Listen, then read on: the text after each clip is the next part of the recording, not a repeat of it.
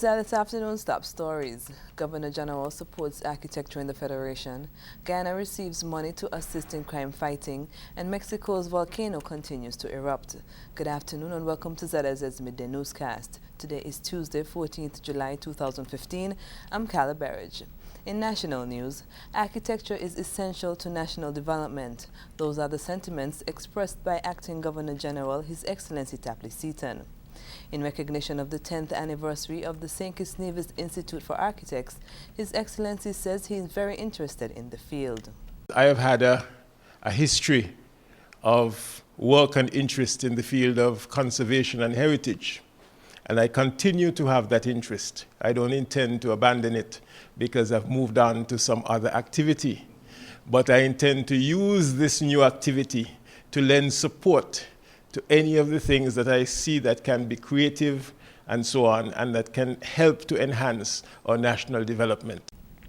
His Excellency said that is why he has agreed to lend his support and patronage to any award for architecture. Certainly you'll be hearing about many more things that the Office of the Governor-General will be seeking to lend its support to enhance our national development. That was Acting Governor-General His Excellency Tapley Seaton. As part of its plan to forge closer links with the community, the Royal St. Christopher Nevis Police Force will be rebranding and expanding its school liaison officers program, where constables will be assigned to every school in the Federation. This role will see lawmen and women become an integral part of the school environment, where they will establish working relationships with the principal, teachers, and other staff at the respective school, interact positively with parents, and mentor the students. The information collected will be shared with the Police High Command and factored into the design of various strategies and programs targeting young people and the community. In the meantime, officials will engage personnel at the Ministry of Education to fine-tune the framework for the liaison initiative. It is hoped that the early intervention with students will instill positive values to deter from antisocial activity. The St. Kitts Nevis Football Association is expending over $20,000 to ensure that the Warner Park cricket pitches are not damaged when the Final Four playoffs start there on Wednesday, 15th July. This was disclosed at the Final Four press conference held on Monday at Football House near Warner Park. According to SKNFA President Anthony Johnson, the intention is to provide protection of the facility and of players because this will be the first time football will be played in the section previously reserved for cricket. Having gone through a lengthy recovery previously, the grounds of the football stadium were again rendered unsafe for play after the hosting of this year's music festival.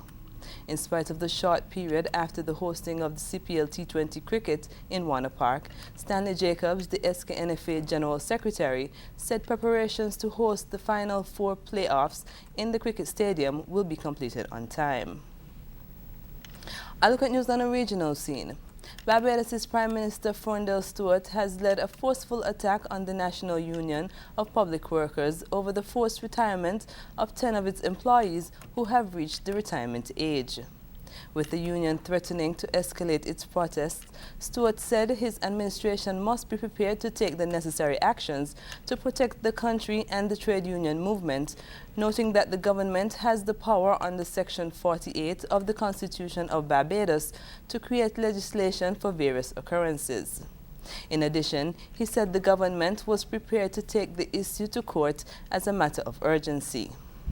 You cannot accommodate new wine in old wine skins. The old voluntaristic system that we had, that Sir Roy and Frank Walcott and Joe Gordon and Dennis Clark and all the other persons used so maturely and so wisely and so responsibly, all of that is being thrown through the window, and it is now choke and rob industrial relations. And if you can have choke and rob industrial relations, there has to be a response to that.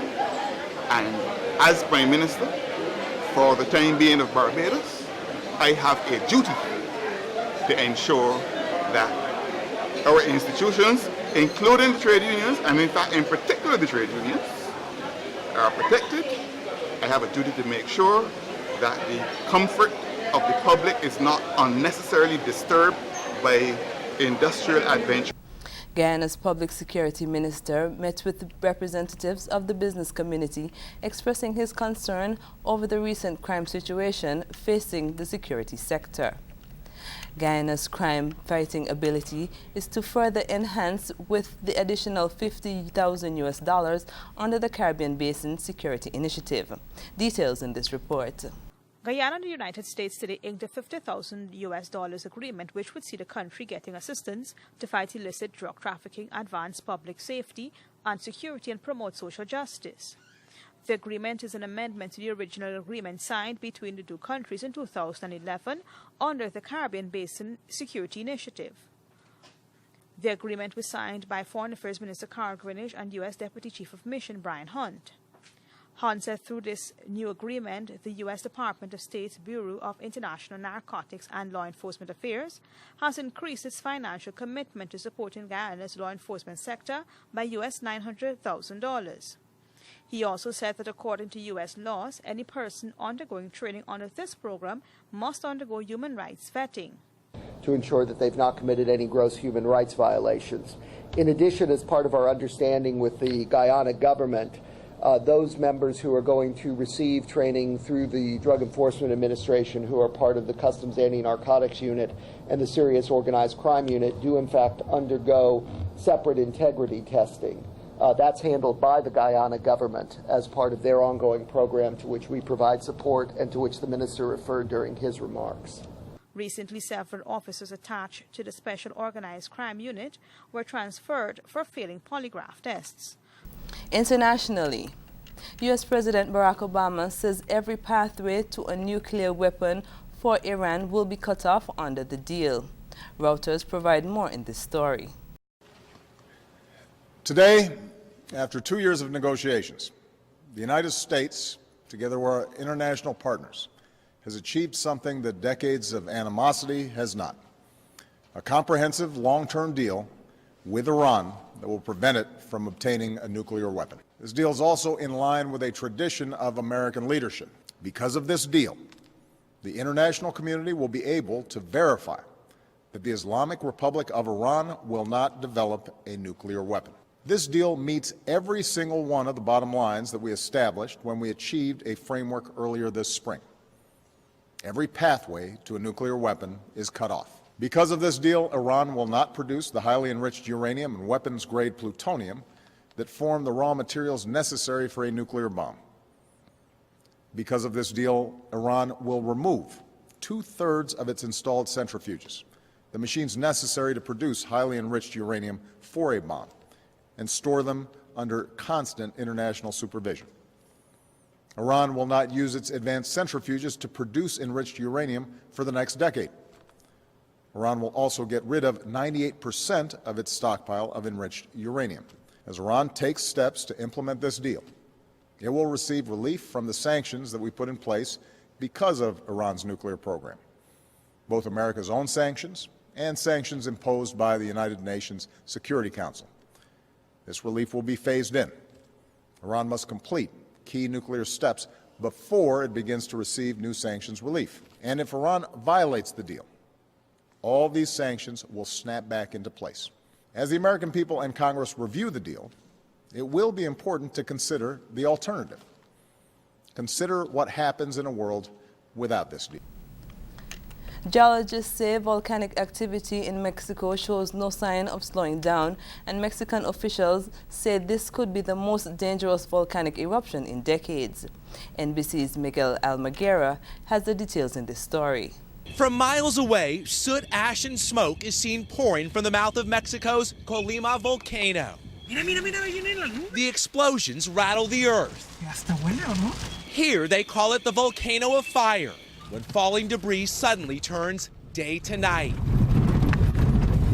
Erupting Thursday, time-lapse video shows the spectacular display of pulsating heat and lava, ash shooting up 1.5 miles into the air. Miguel Navarro evacuated his ranch as he felt danger moving in. It's like a fireball rolling down the hill. The volcano was throwing fire through the air. I couldn't believe it. Tonight, still smoldering for a fifth day, the fire volcano is the most active and dangerous in Mexico. No one killed here, but the ash is becoming a health hazard. The mountains and hillsides surrounding the volcano used to be a lush green, especially during the summertime. Now it looks like a moonscape, the ash here several inches thick, and it's smoldering hot just beneath my feet. Coating cars, homes, and lives, the blanket of ash has forced 700 to flee, including Adelina Vizcaíno. It's burning my eyes, my head, ear, and nose hurt. I can't handle it. The young, the old are now sheltered in schools like this one. Geologists say the activity here shows no sign of slowing down. Tonight, the volcano of fire lives up to its name. Miguel Almaguer, NBC News, Colima. In the weather, winds today are easterly at 12 to 18 miles per hour. Seas are moderate with heights between 1.2 to 1.8 meters or 4 to 6 feet. In the weather summary today is expected to be cloudy with a slight haze. Temperatures are expected to reach a high of 81 degrees Fahrenheit. Sunset for today will be at 6:49 p.m. and sunrise tomorrow will be at 5:44 a.m. That brings us to the end of the midday newscast. Join us this evening for these stories and more in detail. Thank you for joining us. I'm Kyla Barrage.